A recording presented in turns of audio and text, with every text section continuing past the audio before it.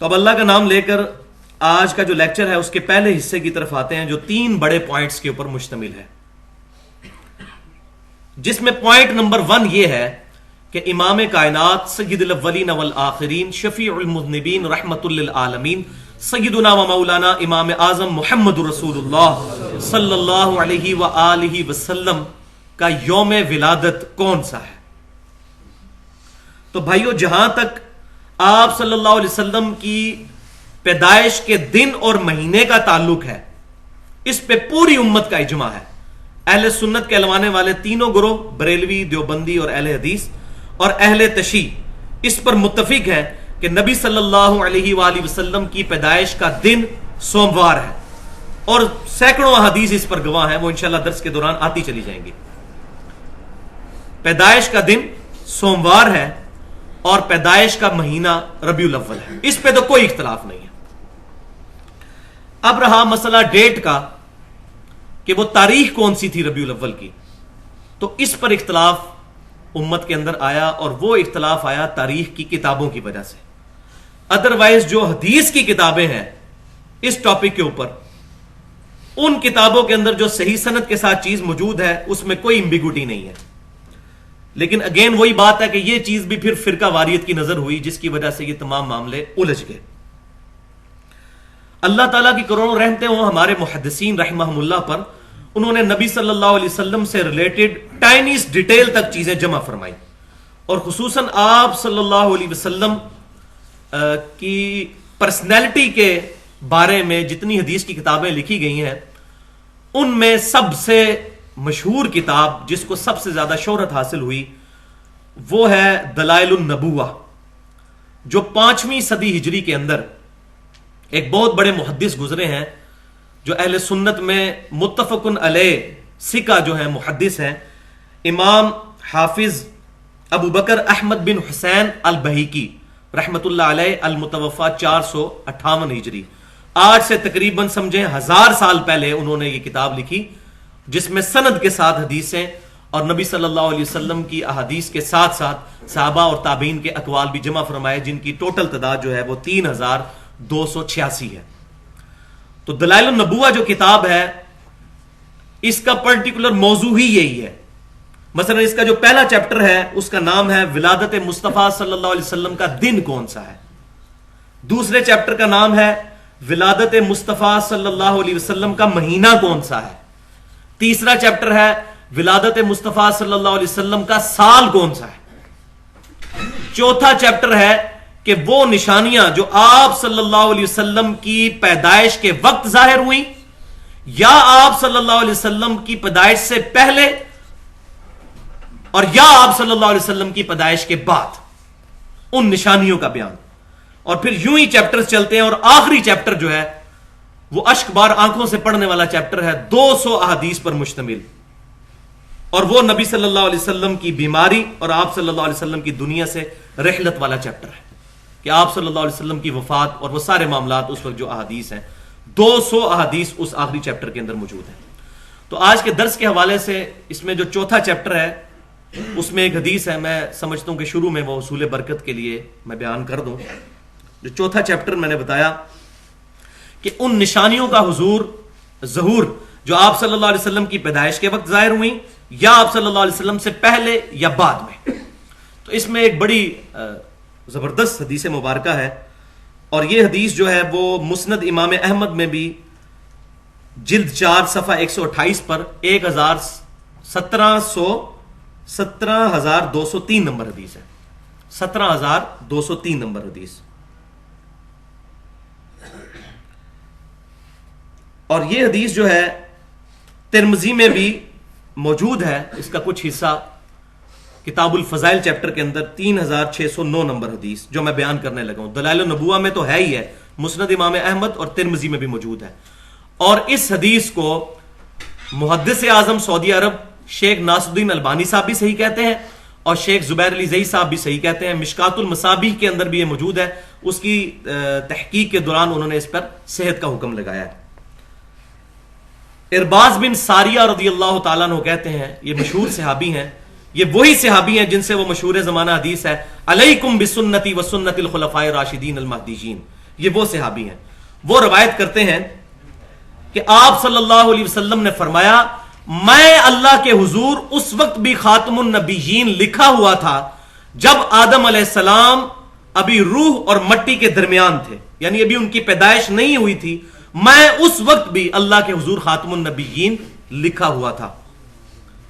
اور میں تمہیں اپنے بارے میں بتاتا ہوں، میں ابراہیم علیہ السلام کی دعا ہوں، میں عیسیٰ علیہ السلام کی بشارت ہوں، میں اپنی والدہ کا وہ خواب ہوں جو انہوں نے میری پیدائش سے پہلے دیکھا کہ ان کے جسم سے ایک نور نکلا اور اس نور کی وجہ سے شام کے محلات روشن ہو گئے. اور یہ آپ صلی اللہ علیہ وسلم کا نور ہدایت جو کہ بالآخر شام میں بھی جو کفر اور شرک کی گھٹائیں چھائی ہوئی تھی اس کو دور کر دیا. تو یہاں نور سے مراد نور ہدایت ہے. یہ ہمارا اپنا ذاتی خیال نہیں ہے، یہ ہمارے سلف کا منہج ہے. اور وہ کیسے؟ نور ہدایت ہونے پر تو پوری امت کا اجماع ہے. اہل سنت کہلوانے والے تینوں گروہ، بریلوی، دیوبندی اور اہل حدیث اور اہل تشیع بھی اس پر متفق ہیں کہ قرآن پاک کی جو شروع میں تفاسیر لکھی گئیں ان میں ٹاپ آف دا لسٹ جو تفسیر ہے وہ تفسیر ہے ابن جریر رحمت اللہ علیہ کی تفسیر تبری، المتوفا 310 ہجری، یعنی یہ پہلے 300 سال کے اسلاف میں آتے ہیں. تو انہوں نے جو آیت ہے سورۃ المائدہ کی آیت نمبر 15، بسم اللہ الرحمن الرحیم، قد جاءکم من اللہ نور و کتاب مبین، وکتاب مبین، تحقیق تمہارے پاس اللہ تعالیٰ کی طرف سے آ گیا ایک نور اور ایک روشن کتاب. اس کی تفسیر میں امام تبری رحمت اللہ علیہ نے لکھا ہے کہ اس نور سے مراد امام کائنات سید الاولین والآخرین شفیع المذنبین رحمت للعالمین سیدنا و مولانا امام اعظم محمد رسول اللہ صلی اللہ علیہ وسلم کا نور ہدایت ہے. نور ہدایت جس سے شرک کی گھٹائیں چھٹ گئیں. تو نور ہدایت والا مسئلہ جو ہے اس پر ہے اتفاق. باقی پوری امت کا اتفاق ہے، اہل سنت کے تینوں گروہ، بریلوی، دیوبندی، اہل حدیث اور اہل تشیع، کہ نبی صلی اللہ علیہ وسلم مخلوق ہونے میں بشر تھے. صفت بشریت میں ہم آپ صلی اللہ علیہ وسلم کی طرح ہیں، لیکن کمالات بشریت میں کسی شخص کو اس پوری کائنات میں آپ صلی اللہ علیہ وسلم کے ساتھ کوئی نسبت ہی نہیں ہے. اگر میں فی البدی صرف صحیح بخاری اور صحیح مسلم سے احادیث بیان کرنی شروع کروں جو مجھے زبانی یاد ہے، پوری رات گزر جائے گی صرف بخاری اور مسلم سے. آپ صلی اللہ علیہ وسلم کے مبارک ہاتھوں کے بارے میں، آپ صلی اللہ علیہ وسلم کی مبارک آنکھوں کے بارے میں، آپ صلی اللہ علیہ وسلم کے مبارک لعاب دہن کے بارے میں، آپ صلی اللہ علیہ وسلم کے پسینہ مبارک کے بارے میں، آپ صلی اللہ علیہ وسلم کے کرتا مبارک کے بارے میں، آپ صلی اللہ علیہ وسلم کے ایک ایک عضو کے بارے میں جو اس سے معجزات ظاہر ہوئے، انسان کی عقل دنگ رہ جاتی ہے. بخاری اور مسلم میں درجنوں حدیثیں موجود ہیں. تو کمالات کے اعتبار سے نہیں بات ہو رہی، کمالات میں وہ افضل البشر ہے، بلکہ بشریت کو ناز ہے ان پر الحمدللہ. اور اس پر کسی کا اختلاف نہیں ہے. بلکہ یہ بھی بہت بڑے بریلوی عالم ہیں، انہوں نے تو اپنی کتاب میں لکھا ہے کہ اللہ کی لعنت ہو جھوٹوں پر جن لوگوں نے ہم پر یہ بلیم لگایا کہ ہم یہ کہتے ہیں کہ نبی صلی اللہ علیہ وسلم انسان نہیں ہے. جو نبی صلی اللہ علیہ وسلم کو بشر نہ مانے وہ کافر ہے. یہ متفقہ مسئلہ ہے. لیکن مسئلہ وہی ہے کہ یہ ساری چیزیں فرقہ واریت کی نظر ہوئی ہیں جس کا خمیازہ ہمیں آج بھگتنا پڑ رہا ہے. فرقوں سے باہر نکلیں گے تو اسلام بچے گا، ورنہ اسلام جمع فرقہ برابر ہے زیرو.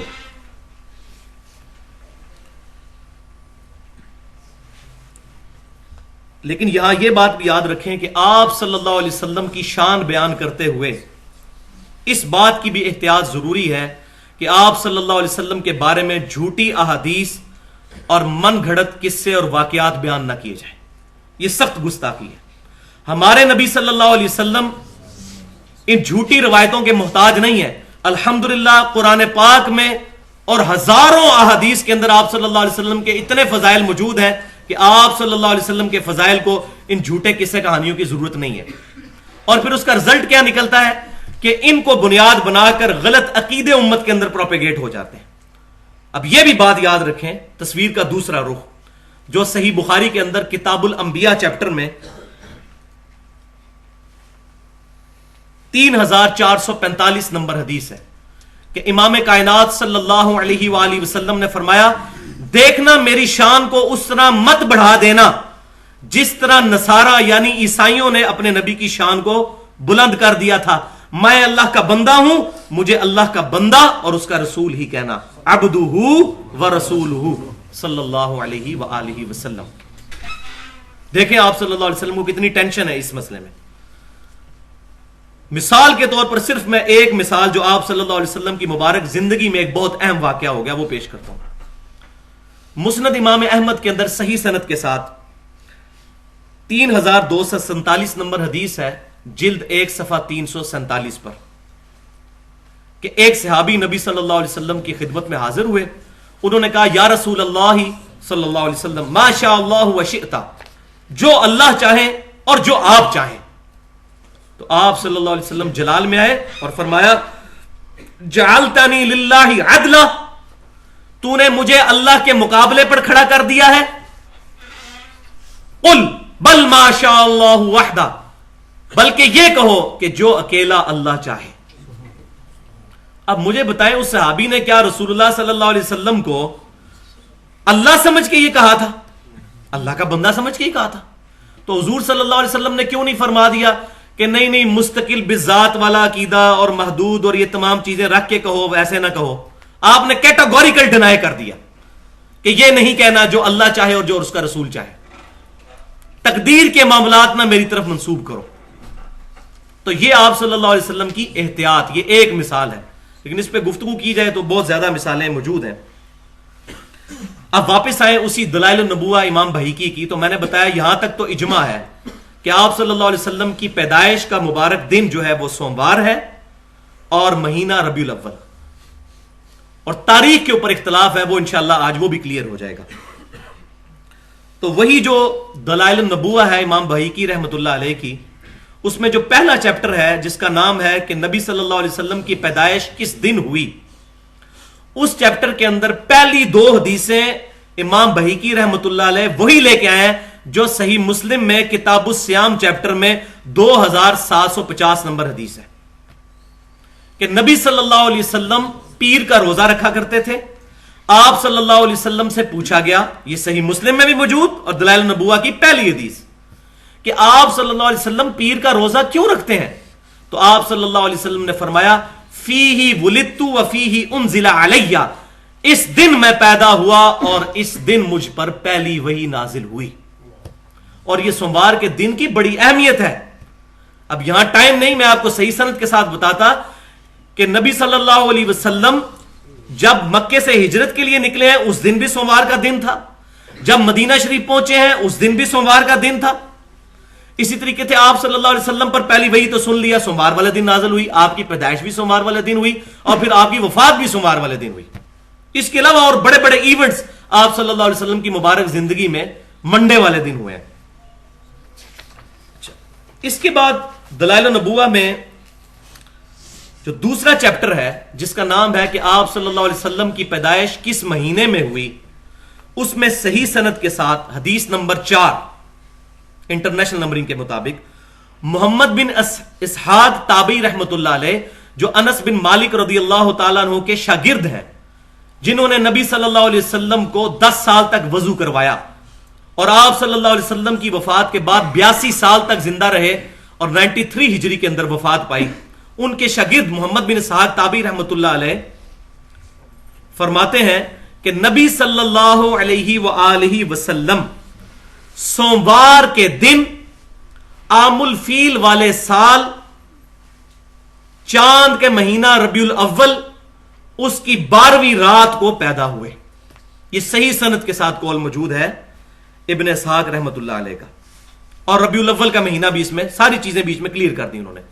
اور یہی قول صحیح سند کے ساتھ اس سے بہت پہلے جو سیرت کی پہلی کتاب لکھی گئی ہے سیرت ابن ہشام، اس میں بھی صحیح سند کے ساتھ یہ قول موجود ہے. اب بعض لوگ، سیرت ابن ہشام کا حوالہ ہے صفحہ 158 جلد 1، بعض لوگ اس میں یہ کنفیوژن پیدا کرتے ہیں کہ یہ تو تابعی کا قول ہے، تو تابعی کا قول حجت نہیں ہوتا جب تک کہ کتاب و سنت اور صحابی کا قول جو ہے نہ لیا جائے. تو یہ بات یاد رکھیں، یہ دنیا کا کوئی فارمولہ نہیں ہے ایسا. اصل چیز یہ ہے کہ اگر کسی تابعی کا قول کتاب و سنت، اجماع اور صحابہ کے اقوال سے ٹکرا جائے پھر تو ایکسیپٹیبل نہیں ہے، اور اگر نہ ٹکرائے پھر ایکسیپٹیبل ہے. کیونکہ بخاری اور مسلم کی متفق علیہ حدیث ہے، سب سے بہتر زمانہ میرا، پھر میرے صحابہ کا، پھر تابعین کا، پھر تبع تابعین کا. اور یہ تو ہو گیا اس کا علمی جواب. اور ایک ہے پھکی، جس کو کہتے ہیں الزامی جواب. وہ یہ ہے کہ دنیا کی کسی حدیث کی کتاب میں نہ نبی صلی اللہ علیہ وسلم سے، نہ آپ صلی اللہ علیہ وسلم کے کسی ایک صحابی سے، نہ آپ صلی اللہ علیہ وسلم کے کسی ایک تابعی سے یہ بات ثابت ہے کہ مونچھیں صاف کی جائیں. یہ پہلا بندہ جو امت کے اندر جس کو کوٹ کیا جاتا ہے وہ تبع تابعی ہے، سفیان بن عیینہ رحمت اللہ علیہ. اب جو لوگ مونچھیں صاف کرتے ہیں وہ دلیل پکڑ رہے ہیں جی وہ تبع تابعی ہیں، جی وہ بہترین زمانے میں، ہم آپ کے ساتھ ہیں. لیکن فارمولہ پھر ایک ہی رکھیں. ہم آپ کو تابعی کا قول بتا رہے ہیں اور آپ عمل کر رہے ہیں تبع تابعی پہ. اب یہاں وہ معاملہ کہاں گیا جی سنت تو ہے مونچھیں پس کرنا، ہم تو نہیں الحمدللہ صاف کرتے، جائز سمجھتے ہیں اس کو لیکن نہیں کرتے. داڑھی کو مٹھی کے بعد کٹانا جائز سمجھتے ہیں، صحابہ کا اجماع ہے، خود نہیں کٹواتے. مسئلہ اپنی جگہ موجود ہے. تو یہ تابعی کا قول ہے، یہ حجت ہے. اس کے علاوہ اگر کوئی ہمیں کہہ دیا، اب شبلی نعمانی نے لکھا ہے 9 ربیع الاول، اور امام حمزہ بریلوی صاحب نے فتاوی رضویہ میں لکھا ہے 8 ربیع الاول پیدائش کا دن، اور شیخ عبد القادر جیلانی رحمۃ اللہ علیہ نے غنیۃ الطالبین میں 10 محرم لکھ دیا ہے پیدائش کا دن. اب ہم ان کو مانیں یا حدیث کی کتابوں کو مانیں؟ ان تاریخ کی کتابوں کو مان کے پہلے ہی تو دین کا بیڑا غرق ہو چکا ہوا ہے. حدیث کی کتابوں کے اوپر بنیاد رکھیں، کتاب اور سنت، ان چیزوں کو ہم فالو کریں. تو حدیث کی کتابوں کا جنازہ کس طرح تاریخی اقوال نے نکالا، وہ اگلا پوائنٹ نمبر 2 ہے جو میں نے ایڈریس کرنا ہے. اور یہاں میں ایک آپ کو انٹرسٹنگ بات بھی بتا دوں کہ ڈاکٹر ذاکر نائک نے آج سے تقریباً 7-8 سال پہلے ایک لیکچر دیا تھا، سملیرٹیز بٹوین ہندوازم اینڈ اسلام. ہندوؤں میں ان کے ریلیجن میں اور اسلام میں جو سملیرٹیز ہیں، یکسانیت والی چیزیں ہیں، وہ اس نے پوائنٹ آؤٹ کی تھی. ان میں سے ایک حیران کن چیز جو ہندوؤں کی ایک معتبر کتاب جو ہے جس کو وہ کہتے ہیں کلکی پرانا، اس کے اندر جو چیپٹر نمبر 2 ہے اس کی آیت نمبر 4 سے لے کر آیت نمبر 15 تک. اب یہ جو چیزیں ہیں، یہ میرے استاد ڈاکٹر اسرار صاحب، اللہ تعالیٰ ان کی غلطیاں معاف کرے، ان کو نیک کاموں کا اجر عطا فرمائے، انہوں نے کافی حد تک اس پہ بڑی بحث کی تھی کہ یہ صحف ابراہیم کی بگڑی ہوئی شکلیں ہیں جو ہندوؤں کے پاس کتابیں ہیں. The last tribe of Israel, جو اسرائیل کے قبیلے گم گئے تھے ان میں سے ایک. اسی لیے آپ دیکھیں یہ برہمن کا لفظ استعمال کرتے ہیں، یہ ابراہیم کی بگڑی ہوئی شکل ہے. اسی طریقے سے یہ اپنے مردے کو جلا دیتے ہیں، جیسا کہ قرآن پاک میں آتا ہے کہ موسیٰ علیہ السلام نے اس بچڑے کو جلا دیا تھا جس کو خدا بنا لیا گیا تھا. تو کافی سملیرٹیز ان کی بنی اسرائیل کے ساتھ ملتی ہیں. اور ان کے اپنے پنڈتوں کا بھی یہ کہنا ہے کہ یہ کتابیں 4000 سال پرانی ہیں، یعنی اسلام کے جو آخری دائی ہیں امام کائنات صلی اللہ علیہ وسلم، ان سے بھی تقریباً سمجھے 2500 سال پہلے کی. تو اس کے اندر بھی نبی صلی اللہ علیہ وسلم کی پیشن گوئیاں موجود ہیں. کلکی پرانا کتاب کا نام، اور چیپٹر نمبر 2 اور اس کی ورس نمبر 4 سے لے کر 15 تک. وہ میں آپ کو صرف اس کا خلاصہ بتا دیتا ہوں کہ آخری جو نبی آئیں گے ان کے بارے میں پیشن گوئی لکھی ہے کہ وہ مکے کے سردار کے گھر پیدا ہوں گے. اور ہمیں پتا ہے کہ عبد المطلب جو تھے وہ مکے کے سردار تھے. دوسری اس کتاب کے اندر یہ پیشن گوئی لکھی ہے کہ ان کے والد کا نام عبداللہ ہوگا. سنسکرت کے اندر جو ہے وہ وشنو یاش ہے، لیکن میں اس کی ٹرانسلیشن کر کے بتا رہا ہوں. تیسری پیشن گوئی یہ لکھی ہے کہ ان کے 4 ساتھی ہوں گے جو ان کے مشن کو آگے لے کے چلیں گے. اور ہمیں پتا ہے کہ 4 ساتھی ہیں، سیدنا ابو بکر، عمر، عثمان و علی رضی اللہ عنہم اجمعین. اور پھر اس میں یہ بھی لکھا ہے کہ آپ صلی اللہ علیہ وسلم جو آخری کلکی ہوں گے، آپ صلی اللہ علیہ وسلم کی فرشتے آسمان سے اتر کر بیٹل فیلڈ کے اندر میدان جنگ میں مدد کریں گے. اور وہ ہمیں پتا ہے سورۃ الانفال کے اندر موجود ہے. غزوہ بدر اور احد میں بھی فرشتے آئے. اور پھر اس کا کلائمیکس یہ ہے کہ وہ آخری پیغمبر جو ہیں وہ ماندو جو منتھ ہوگا، بہار کا مہینہ، اس کے پہلے ہاف کے 12ویں دن پیدا ہوں گے. پہلے ہاف جو ہوگا اس کا 12واں دن جو ہوگا یعنی 12 ربیع الاول اس کو پیدا ہوں گے. اب یہ اتنی بڑی جو ہے وہ آپ سمجھیں کہ حسن اتفاق ہے، اس کو حسن اتفاق نہیں کہا جا سکتا، یہ بہت بڑی چیز. تو یہ ہماری کتابوں کے ساتھ بھی چیز میچ کرتی ہے. اب پوائنٹ نمبر 2 کی طرف آتے ہیں، اور وہ ہے کہ وفات مصطفیٰ صلی اللہ علیہ وسلم کا دن کون سا ہے. تو اگین پھر یہاں پر بھی دن کے بارے میں تو پوری امت کا اجماع ہے، اہل سنت کہلوانے والے تینوں گروہ، بریلوی، دیوبندی، اہل حدیث اور اہل تشیع بھی، کہ نبی صلی اللہ علیہ وسلم کی وفات کا دن سوموار ہے، اور بخاری مسلم کی کتنی احادیث پر گواہ ہے. لیکن پھر یہاں بھی تاریخ کے معاملے میں مسئلہ جو ہے وہ فرقہ واریت کی نظر ہوا ہے.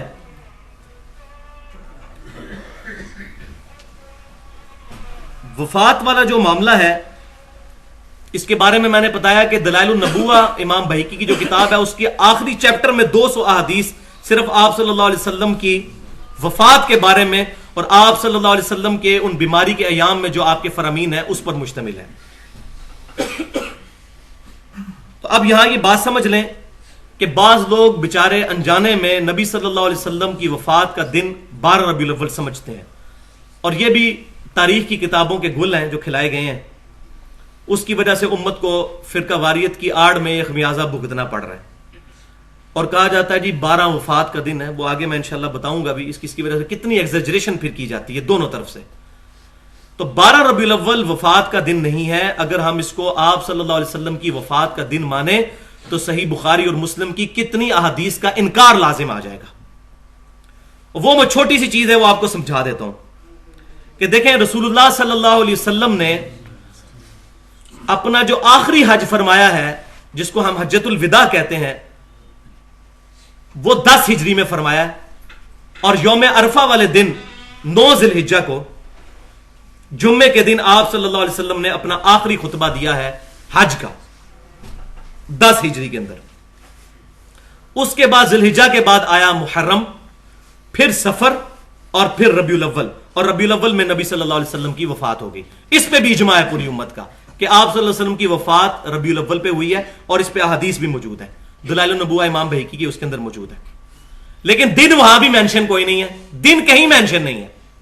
یہ صرف فرقہ واریت کی نظر ہوا ہے کہ دن پروپیگیٹ کرنا شروع کیا، جی 12 وفات ہے، اس دن تو غم منانا چاہیے، خوشی نہیں منانی چاہیے. یہ ایک لانا معاملہ ہے.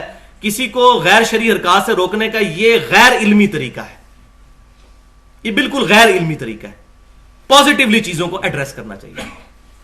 تو آپ صلی اللہ علیہ وسلم کا جو آخری حجۃ الوداع کا خطبہ ہے وہ 9 ذی الحجہ 10 ہجری کے اندر جمعے کے دن ہوا. اس کے ثبوت پر یہ حدیث سن لیں. صحیح بخاری کے کتاب الایمان چیپٹر میں 45 نمبر حدیث، اور صحیح مسلم کے کتاب التفسیر چیپٹر میں 7527 نمبر حدیث. ایک یہودی سیدنا امیر المؤمنین عمر فاروق رضی اللہ تعالیٰ عنہ کی خدمت میں حاضر ہوا اور کہنے لگا کہ اے مسلمانوں کے امیر، آپ کی اس کتاب کے اندر ایک آیت ایسی ہے کہ اگر ہم یہودیوں پر نازل ہوتی ہم اس دن کو عید کے طور پر مناتے. تو آپ نے پوچھا وہ کون سی آیت ہے؟ تو وہ کہنے لگا کہ وہ آیت سورۃ المائدہ کی آیت نمبر 3، الیوم اکملت لکم دینکم واتممت علیکم نعمتی ورضیت لکم الاسلام دینا. آج کے دن ہم نے تمہارے لیے تمہارا دین مکمل کر دیا، تم پر اپنی رحم نعمت تمام فرما دی، اور اسلام کو ایز اے ریلیجن تمہارے لیے پسند کیا. تو سیدنا عمر نے بڑا انٹلیکچوئل جواب دیا. تو آپ رضی اللہ تعالیٰ نے فرمایا کہ ہمیں پتہ ہے اس دن کا، یہ آیت جس دن نازل ہوئی وہ دن جمعے کا ہی تو دن تھا، یعنی عید کا دن، اور آپ صلی اللہ علیہ وسلم میدان عرفات میں تھے اور یوم عرفہ کا دن تھا. یہ آپ رضی اللہ تعالیٰ نے اس کو جواب دیا. اور جامع ترمذی میں پھر آتا ہے کہ سیدنا ابن عباس رضی اللہ تعالیٰ عنہ کتاب الفضائل چیپٹر میں، کتاب التفسیر چیپٹر میں 3044 نمبر حدیث ہے کہ ابن عباس رضی اللہ تعالیٰ عنہ کو جب کسی نے آ کے یہی بات کی کسی یہودی نے، تو انہوں نے کہا کہ اللہ تعالیٰ نے ہمیں اس دن پہلے ہی 2 عیدیں دی ہوئی تھیں، ایک عرفہ کا دن اور دوسرا جمعے کا دن. تو سیدنا ابن عباس رضی اللہ تعالیٰ عنہ نے کہا کہ 2 عیدیں تھیں اس دن جس دن یہ آخری آیت نازل ہوئی، یوم عرفہ بھی عید اور یوم الجمعہ بھی عید. تو یہاں سے پتا چلا کہ 9 ذی الحجہ 10 ہجری میں جمعے کا دن تھا. اب اس کو ذہن میں رکھ لیں. دوسری چیز کہ صحیح بخاری اور صحیح مسلم کی متفق علیہ حدیث ہے. صحیح بخاری کے کتاب الاذان چیپٹر میں 680 نمبر حدیث، اور صحیح مسلم کے کتاب الصلاۃ چیپٹر میں 944 نمبر حدیث. یہ بڑی طویل حدیث ہے کہ سیدنا ابوبکر صدیق رضی اللہ تعالیٰ عنہ نبی صلی اللہ علیہ وسلم کے حکم پر فجر کی نماز پڑھا رہے تھے. آپ صلی اللہ علیہ وسلم تقریباً 3 دن ہو گئے تھے گھر سے باہر نہیں نکلے تھے بیماری کے غلبے کی وجہ سے. فجر کی نماز کے دوران نبی صلی اللہ علیہ وسلم نے اپنا حجرے شریف کا پردہ ہٹایا جو مسجد نبوی میں امام کی بائیں جانب تھا. صحابہ اکرام علیہم رضوان کہتے ہیں انس بن مالک رضی اللہ تعالیٰ عنہ کے قریب تھا کہ ہم فتنے میں پڑ جاتے اور آپ صلی اللہ علیہ وسلم کے دیدار کے شوق میں اپنی نماز توڑ بیٹھتے. لیکن آپ صلی اللہ علیہ وسلم نے جب ہماری یہ حالت دیکھی تو ہمیں ہاتھ سے اشارہ فرمایا کہ اپنی نماز مکمل کرو. اور پھر اسی دن، یہ سوموار کا دن تھا، انس بن مالک کے الفاظ ہیں، یہ سوموار کا دن تھا، پھر اسی دن صبح چاش کے وقت آپ صلی اللہ علیہ وسلم دنیا سے تشریف لے گئے. تو اس سے یہ پتا چلا کہ آپ صلی اللہ علیہ وسلم کی وفات 11 ہجری میں ربیع الاول کے اس دن ہوئی ہے، اس تاریخ کو جس دن کے سوموار کا دن تھا. اب آپ اس کو سمجھ لیں. 9 ذی الحجہ جمعے کا دن 10 ہجری میں، ذی الحجہ کے بعد آیا محرم، پھر سفر اور پھر ربیع الاول. 9 ذی الحجہ جمعہ، 10 ذی الحجہ ہفتہ، 11 ذی الحجہ اتوار. اس طریقے سے کاؤنٹنگ کرتے کرتے آپ ربیع الاول کے مہینے تک پہنچ جائیں تو 3 مہینے بیچ میں انوالو ہوتے ہیں، ذی الحجہ کا، محرم کا اور سفر کا. اب چاند کے مہینہ یا تو 30 کا ہوتا ہے یا 29 کا، اور کوئی پاسبلٹی نہیں ہوتی. اس دوران جو تینوں مہینے ہیں ان میں سے کوئی سے مہینے آپ کنسیڈر کر لیں، 4 پاسبل کمبینیشنز بنتی ہیں. 4 کمبینیشنز. پہلی کمبینیشن یہ ہے کہ تینوں مہینے 30 کے ہوں، حالانکہ یہ ممکن نہیں ہے، تینوں مہینے 30 کے. تو تب 12 ربیع الاول آتی ہے اتوار والے دن. اگر 2 مہینے 30 کے رکھے جائیں اور کوئی سا ایک 29 کا رکھ لیا جائے تو 12 ربیع الاول آتی ہے ہفتے والے دن. اگر ایک مہینہ 30 کا اور کوئی سے 2 مہینے 29 کے رکھ لیے جائیں تو 12 ربیع الاول آتی ہے جمعے والے دن. اور اگر تینوں 29 کے رکھ لیے جائیں تو 12 ربیع الاول آتی ہے جمعرات والے دن. اس کے علاوہ کوئی پاسبل کمبینیشن نہیں ہے. کسی صورت میں بھی سوموار والے دن ربیع الاول کی 12 تاریخ نہیں آتی. اور یہی وجہ ہے کہ جب ہم نے 2001 کے اندر 5 جون 2001 اور 12 ربیع الاول 1422 ہجری میں ایک ریسرچ پیپر لکھا تھا کہ 12 ربیع الاول رسول اللہ صلی اللہ علیہ وسلم کا یوم وصال نہیں ہے. یہ آج بھی ہماری ویب سائٹ کے اوپر رکھا ہوا ہے اہل سنت پاک.com کے اندر. تو یہ ریسرچ پیپر پورے پاکستان کے اندر تمام بریلوی دیوبندی اہل حدیث علماء تک گیا. انہوں نے اس کو کنسیڈر کرنے کے بعد تمام نے یہی کہا کہ واقعی یہ بات ٹھیک لکھی ہوئی ہے. اگر ہم 12 ربیع الاول کو وفات مان لیں تو بخاری اور مسلم کی ان احادیث کا انکار لازم آئے گا. لیکن مسئلہ وہی ہے کہ پھر یہ معاملہ جو ہے وہ فرقہ واریت کی نظر ہو جاتا ہے. تو اب اس میں میں وہی جملہ بولوں گا جو اللہ تبارک و تعالیٰ نے سورۃ الانفال میں ارشاد فرمایا کہ جو ہلاک ہوا دلیل سے ہلاک ہوا اور جو زندہ ہوا دلیل سے زندہ ہوا. تو بات علمی انداز میں کنوے کرنی چاہیے. فرقہ واریت کی نظر سے اگر کریں گے تو پھر اختلافات میں اضافہ ہوگا، کمی نہیں ہوگی. اب پوائنٹ نمبر 3 کی طرف آتے ہیں جو فرقہ واریت نے ایک اور گل کھلایا کہ اب وفات کا ڈھونگ رچایا گیا 12 ربیع الاول پہ تاکہ لوگ جو ہیں وہ 12 ربیع الاول کو اس طریقے سے سیلیبریٹ نہ کریں، بجائے یہ کہ وہ جو سیلیبریشن کا انداز ہے اس کے اوپر کوئی گفتگو کی جاتی. 12 وفات کر کے معاملے کو بگاڑا گیا. اور دوسری طرف جو ہے وہ گستاخ رسول کے فتوے لگانے شروع کر دیے. تو یہ پوائنٹ نمبر 3 بھی سمجھ لیں کہ جہاں تک یہ پوائنٹ نمبر 3 جو ڈسکس کرنا تھا پہلے حصے کا آخری پوائنٹ، جہاں تک امام کائنات سید الاولین والآخرین شفیع المذنبین رحمت للعالمین سیدنا و مولانا امام اعظم محمد رسول اللہ صلی اللہ علیہ وآلہ وسلم کی پیدائش کی خوشی کا تعلق ہے تو دنیا میں کسی بھی مکتبہ فکر سے تعلق رکھنے والا کوئی انسان ایسا نہیں ہے مسلمانوں میں سے، اہل قبلہ اور اہل کلمہ میں سے، کہ جس کو آپ صلی اللہ علیہ وسلم کی پیدائش کی خوشی نہ ہو. چاہے وہ بریلوی ہو، دیوبندی ہو، اہل حدیث ہو، شیعہ ہو، کوئی بھی ہو ہی نہیں سکتا. اور کیوں نہ ہو کہ آپ صلی اللہ علیہ وسلم کے بارے میں تو اللہ تعالیٰ نے سورہ آل عمران کی آیت نمبر 164 میں ارشاد فرمایا، بسم اللہ الرحمن الرحیم، لقد من اللہ علی المؤمنین اذ بعث فیہم رسولا من انفسہم یتلو علیہم آیاتہ ویزکیہم ویعلمہم الکتاب والحکمہ. وَإِن كَانُوا مِن قَبْلُ لَفِي ضَلَالٍ مُبِينٍ. بے شک اللہ تعالیٰ کا احسان ہوا ہے مومنوں پر کہ انہی میں سے ایک رسول کو اٹھایا جو ان پر اللہ کی آیات پڑھتے ہیں، ان کا تزکیہ کرتے ہیں، ان کو کتاب و حکمت سکھاتے ہیں، کتاب و سنت کی تعلیم دیتے ہیں. اور بے شک اس سے پہلے وہ لوگ کھلی گمراہی میں تھے. کون؟ صحابہ کرام. صحابہ کرام کتاب و سنت کے آنے سے پہلے کھلی گمراہی میں تھے، اور ہم کتاب و سنت کے آنے کے بعد بھی کھلی گمراہی میں، کیونکہ ہم پڑھتے ہی کوئی نہیں. ہمیں کہاں سے ہدایت ملنی ہے؟ صحابہ کرام کو بھی گمراہی سے ہدایت اس کتاب کی وجہ سے ملی، سنت کی وجہ سے ملی.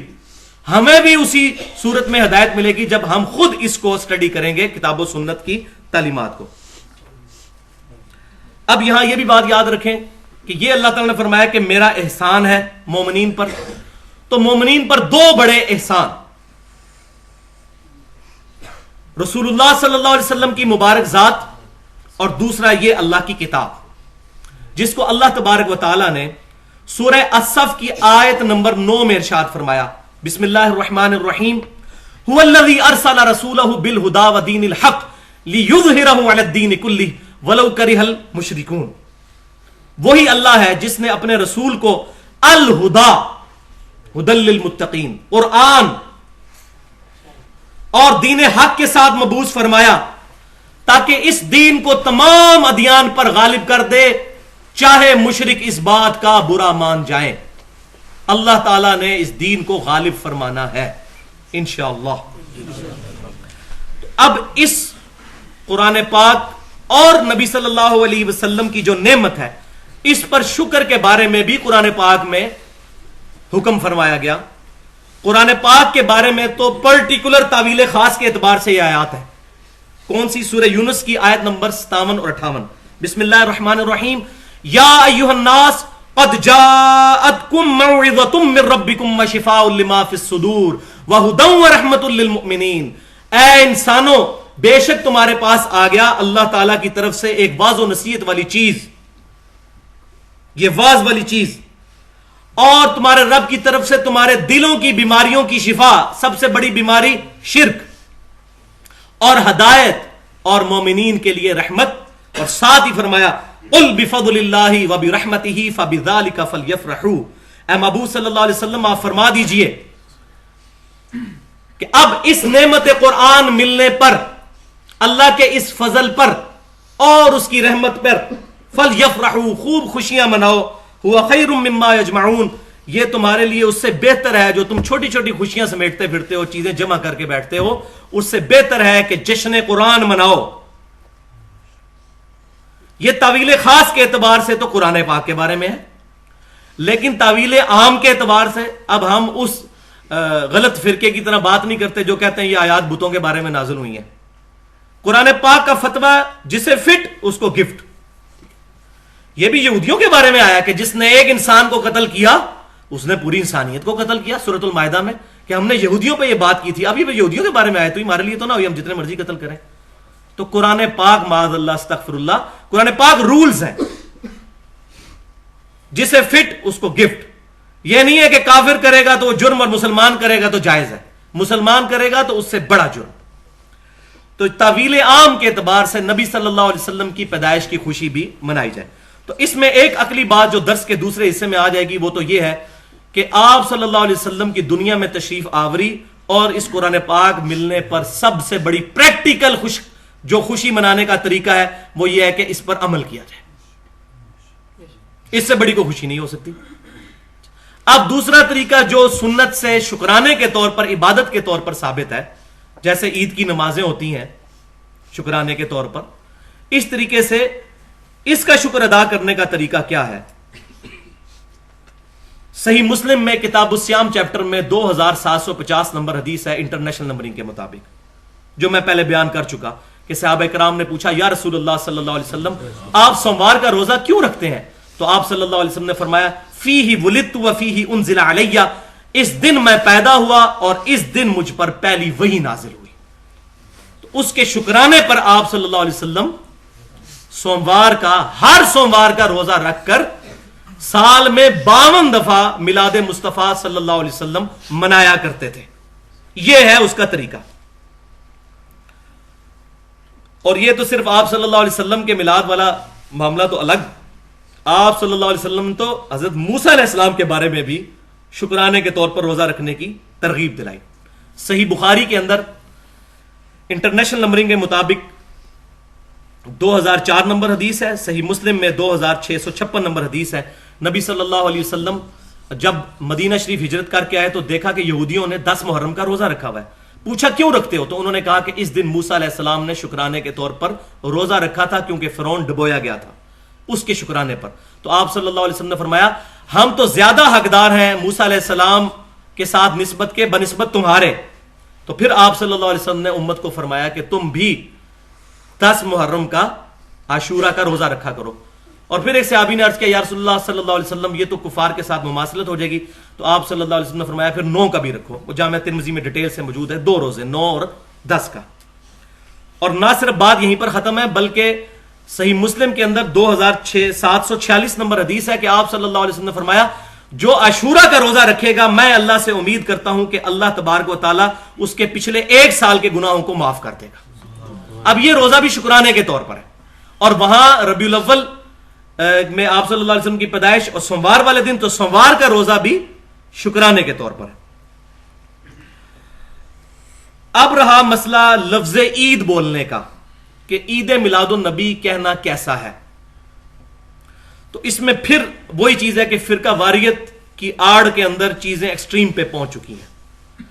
جہاں تک عید کا معاملہ ہے تو پوری امت کے تمام مکاتب فکر اس پہ متفق ہیں کہ عیدیں 2 ہی ہیں. جو اسلام کی اصطلاح میں عیدیں ہیں وہ 2 ہیں.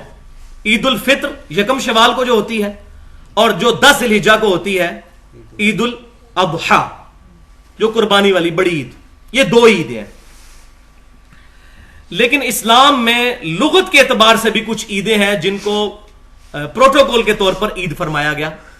جیسے میں نے پہلے بھی حدیث بیان کی میں دوبارہ بیان کر دیتا ہوں یہاں پر ضروری ہے کہ صحیح بخاری میں کتاب الایمان چیپٹر میں 45 نمبر حدیث اور صحیح مسلم میں کتاب التفسیر چیپٹر میں 7527 نمبر حدیث ہے. ایک یہودی سیدنا عمر رضی اللہ تعالیٰ عنہ کی خدمت میں حاضر ہوا اور کہا کہ تمہاری کتاب میں ایک ایسی آیت ہے ہم پر نازل ہوتی ہم اس کو عید منا لیتے. الیوم اکملت لکم دینکم واتممت علیکم نعمتی ورضیت لکم الاسلام دینا کہ آج کے دن تم پر تمہارا دین مکمل کر. یہ والی تکمیل دین والی جو آیت ہے اگر ہم پر نازل ہوتی تو ہم اس کو عید مناتے. تو سیدنا عمر نے جواب دیا کہ ہمیں خوب پتہ ہے کہ یہ آیت کس دن نازل ہوئی. یہ آیت نبی صلی اللہ علیہ وسلم پر جمعے کے دن تو نازل ہوئی تھی یوم عرفہ والے دن. اور سیدنا ابن عباس رضی اللہ تعالیٰ عنہ سے جب یہودی نے یہ مسئلہ پوچھا اسی طرح تو سیدنا ابن عباس رضی اللہ تعالیٰ عنہ کی جامعہ ترمذی میں 3044 نمبر حدیث ہے کتاب التفسیر چیپٹر میں انہوں نے فرمایا اللہ نے ہمیں اس دن پہلے ہی 2 عیدیں دی تھیں. ایک یوم عرفہ اور دوسری جمعے کا دن. تو 52 جمعے بھی سال میں آتے ہیں یہ بھی عید ہے یوم عرفہ بھی عید ہے. لیکن یہ عیدیں جو ہیں یہ لغت کے اعتبار سے عیدیں ہیں. عید کہتے ہیں بار بار آنے والا دن لوٹ کر آنے والا دن. لیکن جو شریعت کی اصطلاح میں عیدیں ہیں وہ 2 ہی رہیں گی. اب اس کو میں مزید پھر ایڈریس کرتا ہوں لیکن یہاں میں ایک بات عرض کر دوں کہ بعض لوگ پھر یہ کہتے ہیں کہ جی عید کے دن تو روزہ ہی نہیں ہوتا. تو یہ بھی ایک غلط سٹانس ہے کہ اگر کوئی بندہ عید والے دن روزہ رکھ لے تو روزہ نہیں ہوتا. وہ کون سی عید کا روزہ نہیں ہوتا؟ وہ صحیح بخاری اور صحیح مسلم کی متفق علیہ حدیث ہے کہ آپ صلی اللہ علیہ وسلم نے فرمایا لا صوم فی یومین 2 دنوں میں روزہ نہیں ہے الفطر والاضحیٰ ایک یوم الفطر اور دوسرا بڑی عید والا دن. ان 2 میں نہیں ہے عید والے دن روزہ نہیں ہے. باقی یوم عرفہ عید ہے اور یوم عرفہ کی فضیلت ہے روزے کی عید کے روزے کی فضیلت. صحیح مسلم میں انٹرنیشنل نمبر کے مطابق 2746 نمبر حدیث وہی عاشورہ والی جو فضیلت ہے وہی اسی حدیث میں آگے چل کے آتا ہے کہ جو کوئی شخص یوم عرفہ کا روزہ رکھ لے میں اللہ سے امید کرتا ہوں کہ اس کے 1 سال پہلے کے اور 1 سال آئندہ کے 2 سال کے گناہ اللہ تعالیٰ معاف کر دے گا. یوم عرفہ کا روزہ عید کا روزہ. لیکن یہ عید وہ والی نہیں یہ عید لغت کے اعتبار سے جو عید ہے اصطلاح کے اعتبار سے. ان تمام چیزیں اب سننے کے بعد عام آدمی سوچتا ہے کہ جناب کدھر جائے، کیا کرے، اب اتنے زیادہ دلائل موجود ہیں، تو اس میں احتیاط کا تقاضا کیا ہونا چاہیے؟ تو دیکھیں میرا جو اپنا پوائنٹ آف ویو ہے وہ میں آپ کے سامنے رکھ دیتا ہوں، باقی اختلاف کی گنجائش ہے، جو اس سے کوئی رزلٹ نکالتا ہے وہ ضرور نکالے، لیکن میں اجتہاد والے معاملے میں کسی کے اوپر کوئی فتویٰ بازی نہیں کرتا۔ کہ دیکھیں یہ تمام دلائل جو مجھے پتا ہے یہ صحابہ کرام کو بھی پتا تھے، تابعین کو بھی پتا تھے، تبع تابعین کو، لیکن ان میں سے کسی نے بھی 12 ربیع الاول کے لیے عید میلاد النبی کا لفظ استعمال نہیں کیا۔ وہ ہم سے زیادہ نبی صلی اللہ علیہ وسلم سے محبت کرنے والے تھے، ہم سے زیادہ علم رکھنے والے تھے، انہوں نے استعمال نہیں کیا۔ اب جو لوگ استعمال کر رہے ہیں اتنے دلائل کو سامنے رکھتے ہوئے تو وہ اجتہاد کر رہے ہیں، لیکن مسئلہ وہی ہے کہ اہل سنت کا منہج یہ ہے کہ پہلے کتاب، پھر سنت، پھر اجماع اور پھر اجتہاد۔ اب یہاں معاملہ بالکل واضح موجود ہے کہ ایسا کوئی اجتہاد صحابہ تابعین تبع تابعین نے نہیں کیا، لہذا اس کے اوپر عید کا لفظ بولنے میں احتیاط کرنی چاہیے۔ جو بول رہے ہیں ان پہ ہم کو فتویٰ نہیں لگاتے۔ مسئلہ یہ ہے کہ مسئلہ اجتہادی ہے، فتوے سے ہم بچیں گے، ہم دونوں ایکسٹریمز پہ نہیں جائیں گے۔ دیکھیں ایک ایکسٹریم پر گئے ہیں وہ لوگ جنہوں نے اس کو عید ڈکلیئر کیا اور پھر اس کی بنیاد کے اوپر جو لوگ اس کو سیلیبریٹ نہیں کرتے ان کو گستاخ رسول ڈکلیئر کیا۔ دوسری ایکسٹریم پہ پھر وہ لوگ گئے جیسے امام ابن تیمیہ ہیں، انہوں نے اقتداء صراط مستقیم کے اندر لکھا کہ میلاد منانا اگرچہ بدعت ہے لیکن اس کے پیچھے جو نیت ہے اس پر ثواب ملے گا۔ ولیعوذ باللہ تعالی، ایک چیز کو آپ بدعت بھی کہیں اس پہ ثواب کی بشارت بھی سنائیں، یہ بہت خطرناک بات ہے۔ تو ایک سٹانس اختیار کریں، بدعت کے اوپر تو بھائی بہت بڑا فتویٰ ہے، ثواب کی بشارت نہیں ہے۔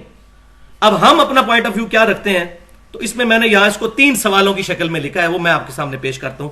سوال نمبر 1 یہ ہے کہ اگر کوئی ہم سے پوچھتا ہے کہ آپ عید میلاد النبی کے اوپر عید کا لفظ بولنے پر بدعت کا فتویٰ کیوں نہیں لگاتے، تو اس کی وجہ یہ ہے کہ امام کائنات صلی اللہ علیہ وسلم کا جو خطبہ شروع ہوتا تھا، جو میں نے اپنے درس کے شروع میں پڑھا، صحیح مسلم میں کتاب الجمعہ چیپٹر میں انٹرنیشنل نمبرنگ کے مطابق 2005 نمبر حدیث اور سنن نسائی کے اندر ڈیٹیل کے ساتھ 1590 نمبر حدیث ہے خطبات والے چیپٹر میں، کہ آپ صلی اللہ علیہ وسلم فرماتے تھے کل بدعت ضلالہ وکل ضلالۃ فی النار، تمام بدعتیں گمراہیاں ہیں اور تمام گمراہیاں دوزخ میں لے جانے والی ہیں۔ اب کسی اہل قبلہ اہل کلمہ پر دوزخ کا فتویٰ ہم کیسے لگا دیں؟ ہاں یہ کہا جا سکتا ہے کہ اگر میں یہ کام کروں گا تو میں بدعتی ہو جاؤں گا، اس طرح کہا جا سکتا ہے، کسی کو نہ کہیں، کیونکہ فتویٰ یہ اہل سنت کا منہج نہیں ہے، یہ خوارج کا طریقہ ہے۔ اہل سنت ہمیشہ غلطیوں کو واضح کر کے معاملہ چھوڑ دیتے ہیں، آگے جس کو توفیق ہوگی وہ خود بخود ہی اس کو ایکسپٹ کر لے گا، جس کی قسمت میں ہدایت لکھی ہوگی۔ اچھا، سوال نمبر 2 کہ اگر منانا ثابت نہیں تو کیا حرج ہے؟ یہ بھی اکثر سوال ہوتا ہے، کیا حرج ہے اگر کوئی شخص 12 ربیع الاول کو اس طریقے سے جھنڈیاں اور جلوس یہ تمام چیزیں کرتا ہے، تو یہ منع بھی کہیں نہیں ہے؟ جب منع نہیں ہے تو آپ کیوں نہیں کرتے؟ تو اس کا جواب ہم یہ دیتے ہیں کہ اگر یہی قاعدہ بنا لیا جائے کہ جو چیز منع نہیں ہے وہ کر لی جائے، تو میں آپ کو چھوٹی سی بات صرف بتاتا ہوں۔ صحیح بخاری اور صحیح مسلم کی متفق علیہ حدیث ہے، صحیح بخاری کتاب الاذان چیپٹر میں 608 نمبر حدیث، صحیح مسلم کتاب الصلاۃ چیپٹر میں 859 نمبر حدیث، کہ جب اذان دی جاتی ہے تو اذان کی آواز سے شیطان کی ہوا خارج ہو جاتی ہے اور وہاں سے بھاگ جاتا ہے۔ تو کیا حرج ہے کہ ہم جنازے کی نماز اور عید کی نماز کی بھی اذان لے لیا کریں؟ یہ ہے علمی جواب، منطقی جواب، لاجیکل۔ کوئی بریلوی، دیوبندی، اہل حدیث، شیعہ یہ جرت ہی نہیں کرے گا۔ تو ہم کہتے ہیں بھائیو جرت کرو، اذان دینا کوئی برا کام ہے؟ اذان سے تو شیطان بھاگتا ہے۔ تو بعض لوگ تو شیطان کے ہتھے چڑھے ہوئے پڑھتے خالی عید کی نماز ہے، عید کی نماز کی تو 2 اذانیں ہونی چاہیے تاکہ شیطان بھاگے۔ وہ کہیں گے نہیں ثابت نہیں، تو ہم کہتے ہیں بھائی آپ نے خود فارمولہ بنایا ہے کہ ثابت نہیں تو کیا ہوا، منع تو کوئی نہیں، تو منع کہاں ہے اذان دینا؟ جنازے کی نماز کی اذان، عید کی نماز کی اذان ہمیں دکھائیں دنیا کی کس حدیث میں منع ہے؟ کوئی نہیں منع، کرتے کیوں نہیں؟ ثابت نہیں۔ تو بھائی ہم بھی تو یہی بات کر رہے ہیں کہ خالی یہ بات کر دینا کافی نہیں ہے۔ اب یہ ساری جو بیماریاں نا پبلک کی، مجھے اس لیے پتا ہے کہ میں خود 31 سال بریلوی رہا ہوں، مجھے پتا ہے کہ کیا جھوٹے اس طرح کے دعوے پروپیگیٹ کیے جاتے ہیں. میں دیوبندیوں کے ساتھ بھی رہا ہوں, اہل حدیثوں کے ساتھ بھی, شیعوں کے ساتھ بھی رہا ہوں, جنہوں پنجابی کہنا نا دائیاں کو ٹیڈ نہیں چھپے ہوتے. یہ کیا کیا طریقوں سے امت کو ورگلایا جاتا ہے. اب سوال نمبر اسی کانٹیکسٹ میں پھر یہ بھی مثال دی جاتی ہے, دیکھیں جی اقبال ڈے منایا جاتا ہے, جناح ڈے منایا جاتا ہے, 14 اگست منائی جاتی ہے, اور بچوں کی برتھ ڈے منائی جاتی ہے, نبی واری انہوں موت پہ جاتی ہے. یہ بغض ہے نبی صلی اللہ علیہ وسلم کا, معاذ اللہ استغفر اللہ والعیاذ باللہ. یہ بغض نہیں ہے. آپ معاملہ دیکھیں احتیاط کس طرف ہے. منائیں, ہر ہفتے منائیں, سوموار کا روزہ رکھیں, جو چیز ثابت ہے اس کو کریں, اور جہاں معاملہ ایسا ہے وہاں پیچھے ہٹ جائیں. تو یہ جناح ڈے کی اور اقبال ڈے اس کو کون ہم شرعی طور پہ کہتے ہیں وہ تمام چیزیں صحیح ہیں, اور وہ کون سی وہ شریعت کے محدثین ہیں کہ جن کی ایگزامپلیں ہمیں پیش کی جا رہی ہیں. کیا ہم نبی صلی اللہ علیہ وسلم کو معاذ اللہ استغفر اللہ ان دنیا داروں کے پیچھے ہم جو ہے وہ ان کے ساتھ کمپیئر کریں گے, ان کو ان کے ساتھ اینالوجی بنائیں گے؟ ان کی یہ ظلم ہے. اس طریقے سے اینالوجیز نہیں بنائی جائیں گی. اور سوال نمبر 3 کہ جی پھر آپ ہر سال جو ہے وہ ربیع الاول جب یہ آتا ہے تو آپ ربیع الاول میں 12 ربیع الاول والے دن یہ تمام چیزیں ایکٹیویٹیز کیوں نہیں کرتے؟ تو یہ بات یاد رکھیں کہ 12 ربیع الاول کو سیلیبریٹ سارے کرتے ہیں. ربیع الاول کا مہینہ سیلیبریٹ ہوتا ہے, اس پہ امت کا اجماع ہے, کوئی اختلاف نہیں ہے. اہل سنت کے لوانے والے تینوں گروہ بریلوی, دیوبندی, اہل حدیث اور اہل تشیع سب کے سب نبی صلی اللہ علیہ وسلم کے ولادت کے مہینے کو سیلیبریٹ کرتے ہیں. پوری دنیا کے اندر سیرت النبی کانفرنسز نہیں ہوتی, فضائل مصطفیٰ صلی اللہ علیہ وسلم کانفرنسز نہیں ہوتی, آپ صلی اللہ علیہ وسلم کے واقعات نہیں سنائے جاتے. مختلف کانفرنسز ہوتی ہیں, تمام کرواتے ہیں, سب کے سب کرواتے ہیں. یہاں تک اجماع ہے اور اجماع حجت ہے. المستدرک للحاکم میں انٹرنیشنل نمبر کے مطابق 399 نمبر حدیث ہے کتاب العلم چیپٹر میں کہ میری امت کبھی بھی گمراہی پر جمع نہیں ہوگی. جب میری امت اتفاق کر لے گی نا تو اجماع حجت ہوگا. تو پوری امت نے اس پر تو اتفاق کیا ہے کہ ربیع الاول کے مہینے کو سیلیبریٹ کیا جائے اس طریقے سے کہ آپ صلی اللہ علیہ وسلم کے فضائل بیان کیے جائیں, آپ صلی اللہ علیہ وسلم کی محبت پہ درس دیا جائے, آپ صلی اللہ علیہ وسلم کے فضائل بیان کیے جائیں. لیکن باقی اگر کوئی ہمیں یہ کہے کہ یہ شرعی طریقے اڈاپٹ کیے جائیں کہ ڈھول ڈھمکے مارے جائیں, اسی طریقے کے ساتھ غیر شرعی حرکات کی جائیں, ہمیں تو خود پتہ ہے نا.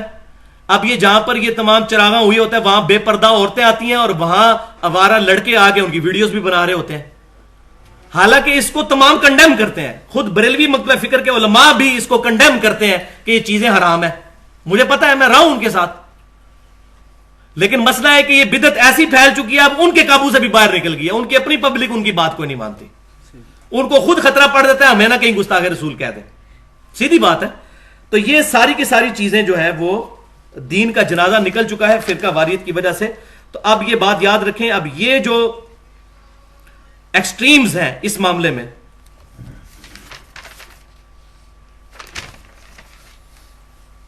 اس سے بچنا چاہیے. اہل قبلہ کے اوپر فتویٰ بازی نہیں کرنی چاہیے. کسی کو 12 ربیع الاول والے دن جھنڈیاں یا جھنڈے لگانے کے اوپر بدعتی نہ ڈکلیئر کیا جائے, یہ لفظ نہ بولا جائے. ان کی محبت کا معاملہ اللہ کے سپرد کرتے ہیں, ہم خود نہیں کرتے, ثابت نہیں اس طریقے سے, ہم زیادہ احتیاط پر ہیں, لیکن ان کے اوپر فتویٰ بازی نہیں کرتے. یہ بڑا معاملہ کریٹیکل ہے. اور دوسری طرف اس ایکسٹریم پہ وہ لوگ کہ جو لوگ یہ کہتے ہیں کہ جی جو لوگ 12 ربیع الاول والے دن جھنڈے اور جلوس میں شامل نہیں ہو رہے یہ گستاخ رسول ہیں, اس سے بڑا دنیا کا کوئی الزام نہیں ہے. پھر ان کو وہ شعر سنائے جاتے ہیں, نثار تیری چہل پہل پر ہزاروں عید ہے ربیع الاول سوائے ابلیس کے جہاں میں سبھی تو خوشیاں منا رہے ہیں. تو ہم آپ کو بتاتے ہیں ابلیس ہے کون ہے اور ابلیس کے ماننے والے اصل میں کون ہے. یہ انشاءاللہ تعالی یہ آج آ جائے گی باتیں کہ کون ابلیس کے پیچھے کون چلا ہوا ہے. یہ نبی صلی اللہ علیہ وسلم خود ہی بتائیں گے کہ یہ ابلیس ہے کون اور ابلیس کے پکے فالوورز ہے کون. وہ یہ ہے کہ یہ خود بات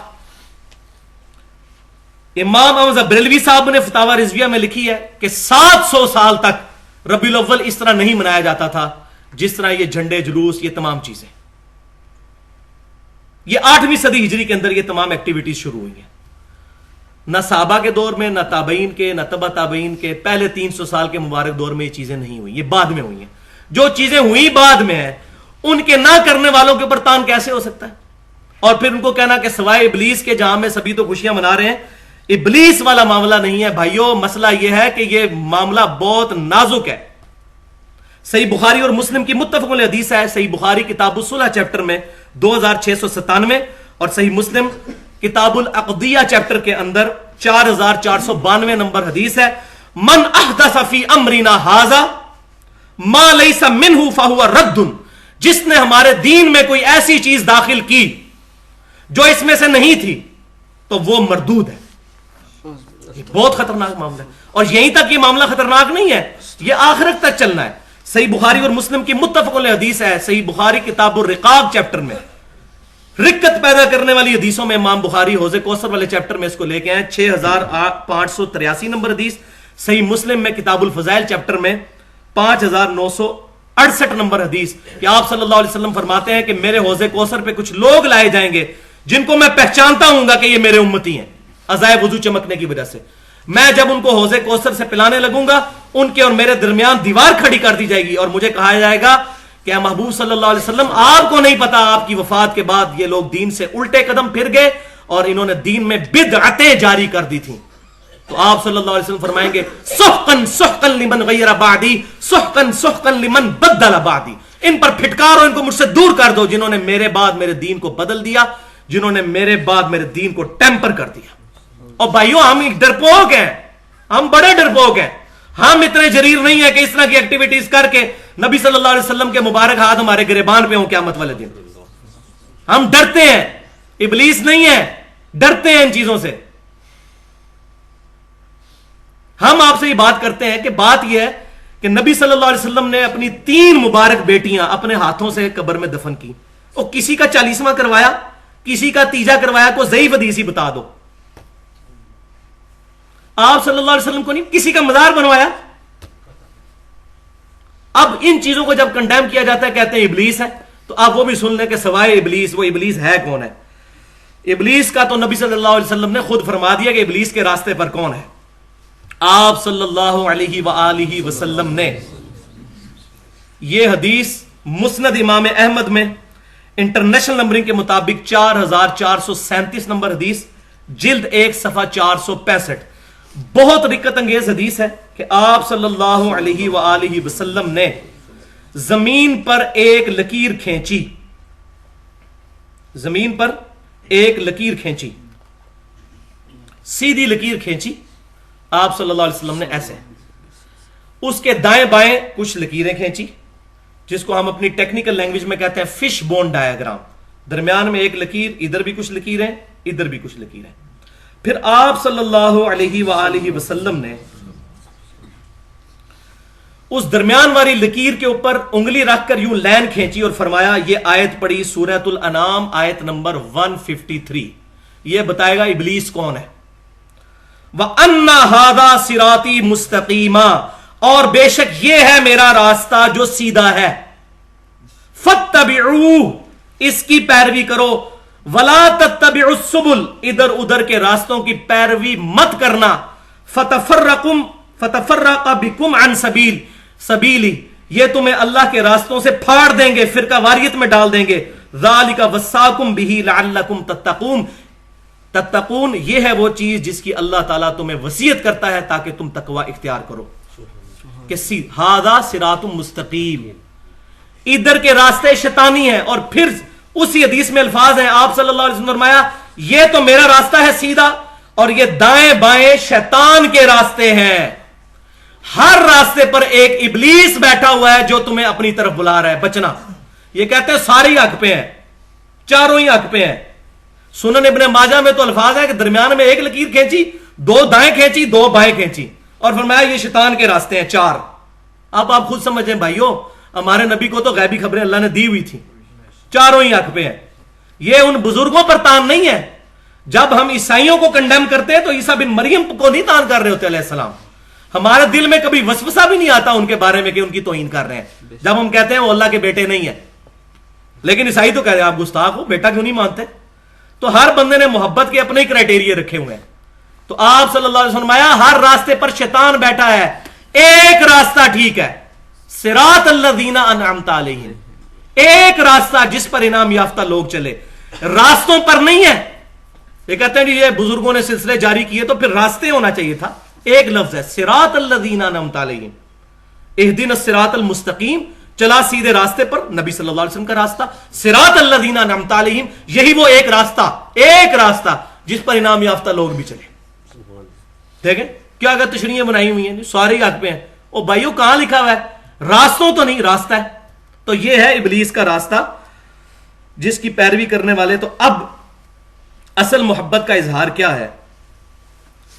वो सूरह आल इमरान की आयत नंबर 31, बिस्मिल्लाहिर्रहमानिर्रहीम, उल इन कुंतुम तुहिब्बून अल्लाह फत्तबिऊनी युहब्बिबकुमुल्लाह व यगफिर लकुम ज़ुनूबकुम वल्लाहु गफूरुर रहीम।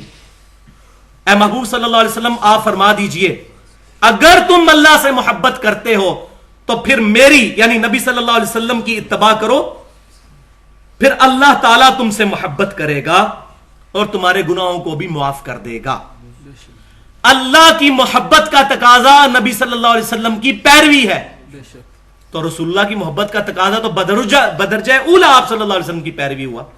जब अल्लाह की मोहब्बत का तकाजा यह है तो रसूलुल्लाह सल्लल्लाहु अलैहि वसल्लम की अपनी मोहब्बत का तकाजा भी आप सल्लल्लाहु अलैहि वसल्लम की पैरवी है। यह है असल मोहब्बत की प्रैक्टिकल एप्लीकेशन। और एक हदीस, इस पे तो दर्जनों हदीसें मुझे याद है, लेकिन एक हदीस जो बड़ी सख्त और बड़ी फतवे वाली हदीस है वो मैं इंशाल्लाह इस कॉन्टेक्स्ट में बयान करूंगा।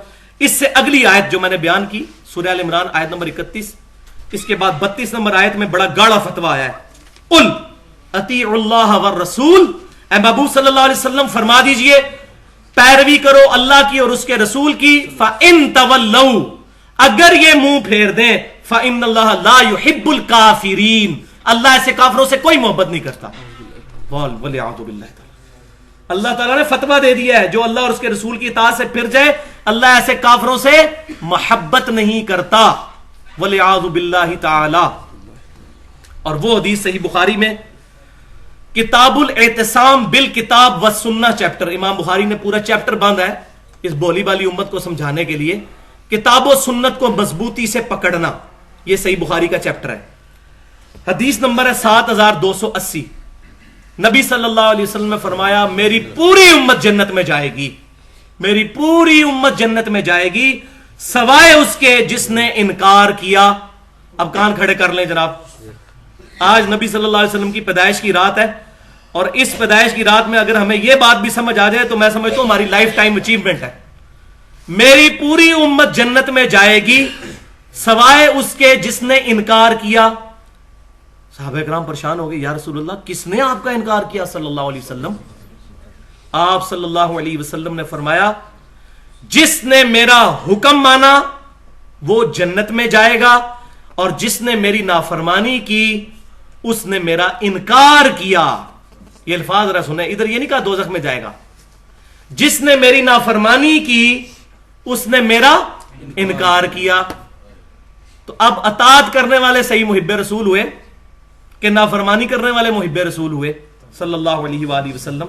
सलातन कसीरन कसीरा, ये आप सल्लल्लाहु अलैहि वसल्लम ने बात खुद समझा दी।